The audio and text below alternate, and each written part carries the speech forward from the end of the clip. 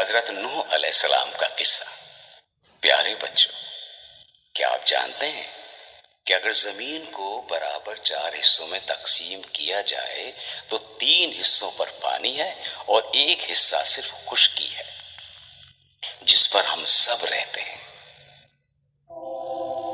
اور ایک وقت ایسا بھی آیا تھا کہ یہ خشکی والا حصہ بھی پانی میں ڈوب گیا تھا اور تب ساری زمین پر پانی ہی پانی تھا۔ چلیے ہم آپ کو بتاتے ہیں کہ ایسا کب اور کیوں ہوا تھا۔ آج سے تقریباً 7000 سال پہلے کی بات ہے۔ اللہ تعالیٰ نے اپنے ایک نبی حضرت نوح علیہ السلام کو ایک ایسی قوم کی طرف بھیجا جو اللہ کو چھوڑ کر بتوں کی عبادت کرتی تھی۔ جن بتوں کی وہ عبادت کرتے تھے ان میں سے چند مشہور بتوں کے نام ود، سوا، یغوث، یعوق اور نصر تھے۔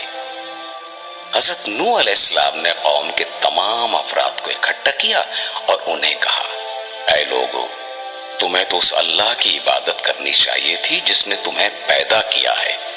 کیا تم نہیں دیکھتے ہو کہ اللہ تبارک و تعالیٰ نے کتنی خوبصورتی سے 7 آسمان اوپر نیچے بنائے ہیں اور پھر ان آسمانوں میں اتنا خوبصورت چاند بنایا اور ایک بڑے روشن چراغ جیسا سورج بنایا، اور وہ اللہ جو تمہیں کھلاتا اور پلاتا ہے، اس اتنی بڑی ذات کو چھوڑ کر تم لوگ اپنے ہی ہاتھ سے مٹی اور پتھروں کے بت بنا کر ان کی عبادت کرنے لگے ہو۔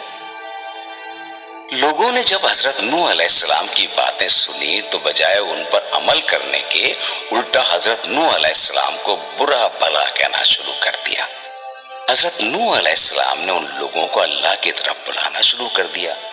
آپ علیہ السلام دن رات انہیں اللہ کی طرف بلاتے تھے اور وہ لوگ حضرت نوح علیہ السلام کو دیکھ کر اپنے کانوں میں انگلیاں ڈال لیا کرتے تھے،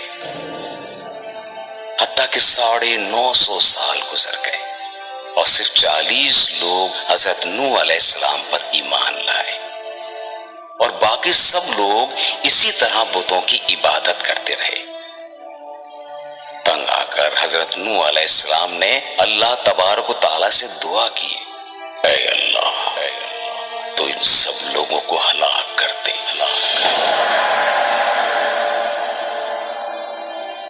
اللہ تعالیٰ نے حضرت نوح علیہ السلام کو حکم دیا کہ آپ ایک بڑی کشتی بنائیں کیونکہ میں ان پر پانی کا عذاب بھیجوں گا اور اس عذاب سے وہی بچے گا جو آپ کے ساتھ اس کشتی میں ہوگا۔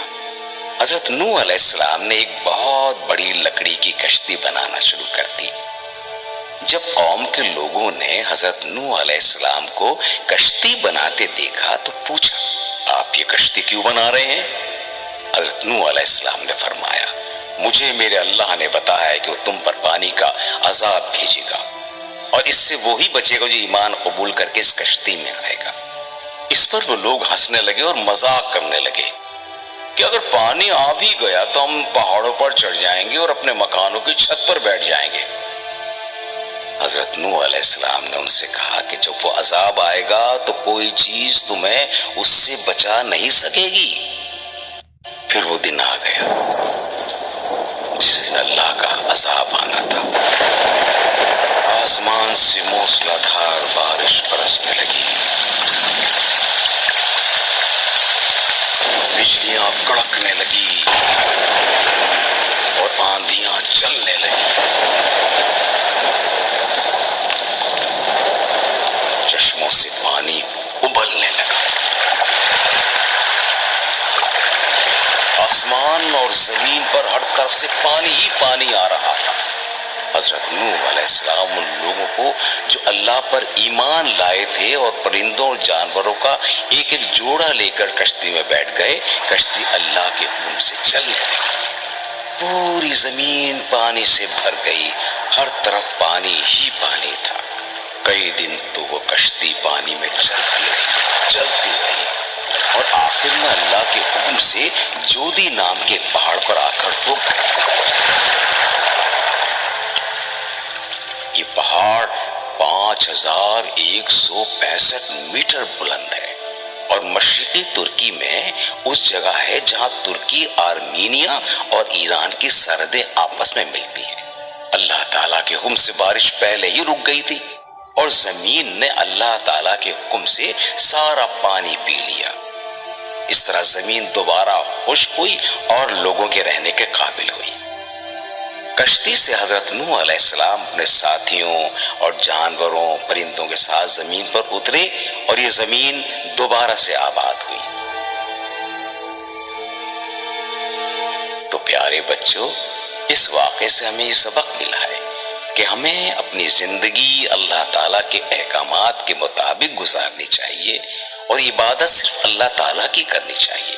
اور جو لوگ یہ سب کرتے ہیں اللہ تعالیٰ انہیں آفات اور مصیبت سے بچا لیتے ہیں، جیسے اللہ تعالیٰ نے حضرت نوح علیہ السلام کے ساتھیوں کو بچایا۔